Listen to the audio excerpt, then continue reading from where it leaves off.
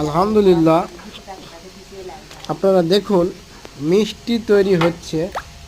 কিভাবে মিষ্টি তৈরি হয় তা আপনাদের মাঝে আমি সামান্য একটু দৃশ্য উপস্থাপন করলাম। এই যে দেখেন, এগুলো গরম গরম মিষ্টি, একবারে তরতাজা ভাজা মিষ্টি কড়াই থেকে গামলাতে উঠাচ্ছে। দেখুন, খুব সুন্দর মিষ্টি এবং সুস্বাদু মিষ্টি।